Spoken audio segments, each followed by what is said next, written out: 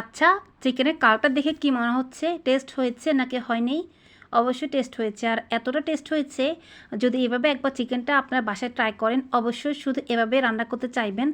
একদম নতুন প্রসেসে আপনাদের সাথে রান্নাটা শেয়ার করেছি। আর টেস্টটা একদম অসাধারণ। তো অবশ্যই দেখতে কিন্তু মনে হচ্ছে অনেক লোভনীয় হয়েছে। যদিও আমি বলেছিলাম ১ম এ কেমন হয়েছে, আপনাদেরকে জিজ্ঞেস করেছিলাম। বিসমিল্লাহির রহমানির রহিম। আসসালামু আলাইকুম। Welcome to my Snigdhamadhu mom's kitchen and blog. আশা করি সবাই ভালো আছেন। তো ভাবছিলাম অনেক দিন ধরে এই পটগুলো ধুয়ে নেব, কারণ ধুয়ে নেব বলে বলে ধোয়া হচ্ছিল না, কারণ এই পটগুলো ধুতে আসলে এক্সট্রা কিছু সময় লাগবে। তাহলে কিছু সময় বের করে ধুতে হবে, যেহেতু অন্য কাজ তখন কিছুটা বন্ধ রাখতে হবে, কারণ এই পটগুলো ধুতে অনেকটা সময় লাগে, নিশ্চয়ই সবাই জানেন।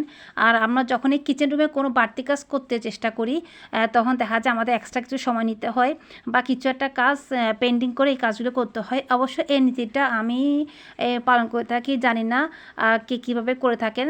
তো ছোটো ছোটো পটলা ধুতে অনেক সময় বিরক্ত লাগলেও পটলা পরিষ্কার না রাখলে দেখতেও সুন্দর লাগে না। তো ভাবছিলাম, যেহেতু আমি আমডাল আচার বানিয়েছিলাম, অবশ্যই সবাই একবার দেখে আসবেন যারা দেখেনি এখনও। আমডালটা খুব টেস্ট হয়েছে, এবং যে কোনো রুটি, ভাত বা পোলাও, বিরিয়ানি যে কোনো কিছুর সাথে অসম্ভব টেস্ট লাগে খেতে। আর মুখের রুচিটা তো অবশ্যই ফিরে আসে। যাদের খেতে ইচ্ছে করে না, তারা শুধু আমডাল আচার দিয়ে যে কোনো কিছু খেয়ে নিতে পারবেন। তো যেহেতু আমাকে আচারও রাখতে হবে, আর আমি আচারগুলো ভাবছিলাম যে ছোটো ছোটো পটে রেখে দিব, তাহলে বাচ্চারা যখন তখন নিয়ে খেয়ে ফেললেও কোনো সমস্যা হবে না, হয়তো বা মানে নষ্ট হয়ে যাওয়ার ভয়টা কমই থাকবে। তো আমি তো বলেছি আগের ব্লগে, আমার বাচ্চারা বাসায় সবাই মানে আচারের পোকা বলতে গেলে, মানে একবার ওরা যখন আচার বানাবো তো বানাবো, তেমন সব কিছুর সাথে খেতে পছন্দ করে মাশাল্লাহ। তবুও দুষ্টামি করে বলছিলাম আসলে, কিন্তু বাচ্চারা খেলে আসলে সবচেয়ে বেশি ভালো লাগে। তো এই যে আমি পটগুলো প্রথমে ধুয়ে নিচ্ছি, ভাবছি পটগুলো ধুয়ে নেব, চুলাটা পরিষ্কার করে নেব, কারণ এগুলো পরিষ্কার করে রাখলেই দেখতে অনেক বেশি ভালো লাগে। তো যেভাবে ভাবনা ঠিক সেভাবে কাজ। আমি ঘুম থেকে উঠে সবগুলো পটকে কুসুম গরম পানিতে একটু লেবু আর লবণ দিয়ে ভিজিয়ে রেখেছিলাম, সেটা আসলে স্কিপ হয়েছে। আর আমি ভাবছিলাম পটগুলোর ধোয়াটা আপনাদের সাথে শেয়ার করব না। তারপর ভাবছিলাম ঠিক আছে, পটল ধুতে ধুতে কিছুক্ষণ গল্প করি, ভালোই লাগবে।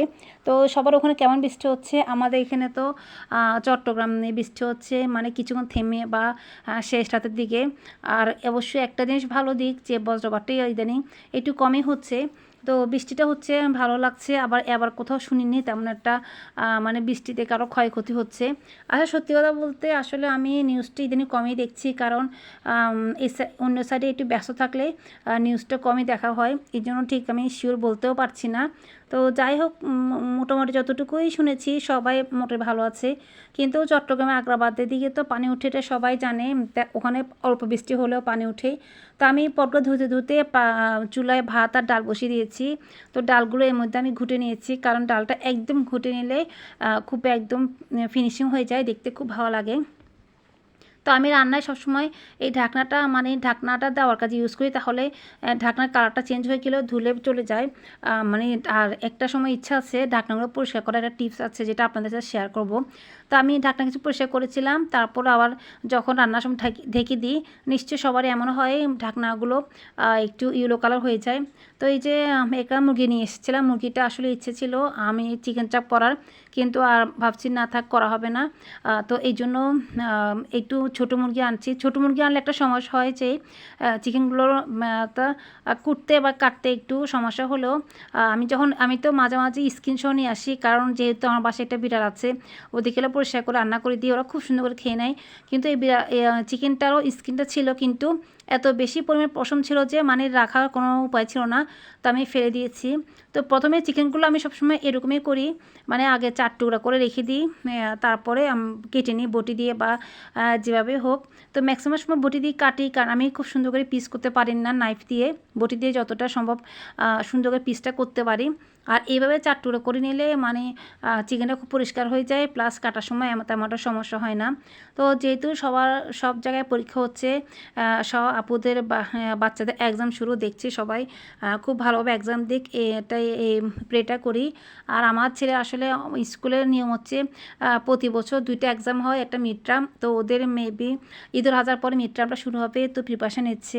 তারপর আজকে একটু আসলে মনটা খারাপ ছিল, গতকালকে ছোটো ছেলে একটু বৃষ্টিতে ভিজেছিল, যার কারণে আজকে ওর একটু জ্বর চলে আসছে।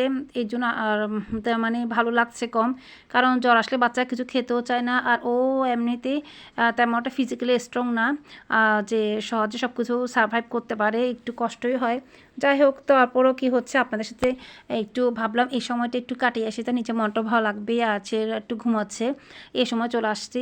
আর ও খাওয়া দাওয়া একদম খেতে চায় না, তো এখনও বলছিল কী খাবে, তো ভাবছিলাম যে ঠিক আছে, যেহেতু আজকে ও জ্বরও ছিল আর চিকেন চাপ করা সম্ভব হবে না, কারণ ওইটার জন্য প্রসেসিংটা অনেক বেশি লাগে। তো ভাবছি ভিন্ন স্টাইলে এবার চিকেনটা করি, তাহলে ওরও ভালো লাগবে, আর আপনাদের সাথে নতুন একটা রেসিপিও শেয়ার করা হবে। আর এই ফাঁকে পাকঘরে আমি চুলায় আরও কিছু পানি গরম বসিয়েছি, কিছু আরও পট ছিল, সেগুলো আমি ভিজিয়ে রেখে দিব, পরে এক্সট্রা সময় আবার ধুয়ে নেব। আর এখানে আমি চিকেনটা খুব ভালো করে ধুয়ে নিশ্চয়ই বুঝতে পারছি, হলুদ গুঁড়ো, মরিচ গুঁড়ো, আর এখানে আদা রসুন, আমি এখানে রসুন পেস্ট দিই নাই, আদা পেস্ট দিয়ে ভালো করে চুলা বসিয়ে দিব। আসলে আমার রসুন পেস্ট শেষ হয়ে গিয়েছে, তো আমি রসুন একটু পেস্ট করে পরে দিয়ে দিব ইনশাল্লাহ। এই যে চুলা বসিয়ে দেওয়ার পর যখন দেখবেন একদম পানিটা শুকিয়ে আসবে, প্রায় একদম শুকিয়ে আসবে না, দেখে নিশ্চয় বোঝা যাচ্ছে, ঠিক ঝোলটা যখন এমন হয়ে আসবে, ঠিক তখন আমি চুলা থেকে নামিয়ে নেব। তো আজকে আমি আলুগুলো আসলে আগে বয়েল করে দিয়েছি, কারণ বলছিলাম যে আজকে বাচ্চাটা অসুস্থ ছিল আর এতটা সময় ছিল না আলুগুলো চামড়া ছিঁড়ে দেওয়ার, তো বয়েল করে দিয়ে সিদ্ধ করে নিয়েছি। এখন একটু তেলটা বেশি দিবেন, এই চিকেনে মূল একটা উপাদান হচ্ছে কাঁচামরিচ, পেঁয়াজ আর তেল। মূল উপাদান আসলে এই কারণে বলছি যে এখানে তেলটা বেশি লাগবে, কাঁচামরিচটা বেশি লাগবে, আর পেঁয়াজটা বেশি লাগবে। আর কাঁচামরিচটা আসলে আপনার পছন্দ মতো দিতে পারেন, যেহেতু আমার কাঁচামরিচটা ঝাল কম ছিল, এই জন্য আমি কাঁচামরিচটা বেশি দিয়েছি। আর এই যে আমি কাঁচামরিচ আর পেঁয়াজগুলোকে হামাম দিয়ে থেতো করে নিয়েছি। নিশ্চয়ই সবাই খেয়াল করেছেন, আমি যখন বয়েল করতে বসিয়েছি তখন কাঁচামরিচ দিইনি, পেঁয়াজও দিইনি, আমি ধনিয়া গুঁড়ো, জিরা গুঁড়ো কিছুই দিইনি, শুধু একটু হলদি গুঁড়ো, মরিচ গুঁড়ো আর লবণ দিয়ে আমি বসিয়েছি। আর আদা রসুন দিয়েছিলাম, রসুনটা আমি পরে অ্যাড করেছিলাম।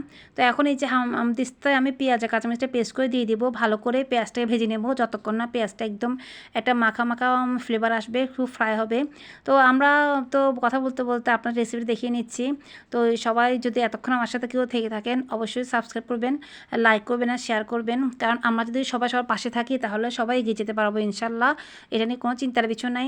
কিন্তু আমি একটা জিনিস বুঝি না আসলে, জানি না কেউ কেউ ফেস করেছে নাকি, ইদানিং দেখা যাচ্ছে আমার প্রায় সময় 5-6টা করে সাবস্ক্রাইবার কেটে যাচ্ছে, কারণ এটা বুঝতে পারি না আসলে। যদি কেউ জেনে থাকেন অবশ্যই একটু কমেন্টস করে জানাবেন কেন যে সাবস্ক্রাইবগুলো কেটে যায়।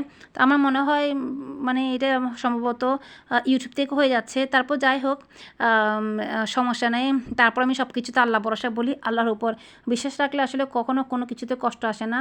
এই যে আমি এখানে একটা হোমমেড মশলা দিয়ে দিচ্ছি, এই হোমমেড মশলাটা বাসায় বানিয়েছিলাম, এই মশলাটার কারণে আপনার চিকেন টেস্টটা কয়েক গুণ বেড়ে যাবে। তো ইনশাল্লাহ ইচ্ছা আছে একদিন আপনার সাথে সেটাও শেয়ার করব। তো আমি মশলাটা দিয়ে 1 টিস্পুন চিনি দিয়ে ঢাকাতে রেখে দিয়েছিলাম প্রায় 10 মিনিটের মতো। যখন একদম সবগুলো পানি শুকিয়ে তেলটা উপরে উঠে আসছে, ঠিক তখন আমি নামিয়ে নিয়েছি। তো আমরা চলে আসছি খেতে, আমি বড় ছেলে ছোটো ছেলে অসুস্থকে খাইয়ে দিতে হবে, তারপরও ও বলছে যেতেই খাবে। তো আজকে অনেক কথা বলেছি, অনেক গল্প করেছি, সবার কাছে নিশ্চয়ই ভালো লেগেছে। সবাই ভালো থাকবেন আর আমাদের সকলের জন্য সবাই দোয়া করবেন। আজকের মধ্যে বিদায় নিচ্ছি, আল্লাহ হাফেজ।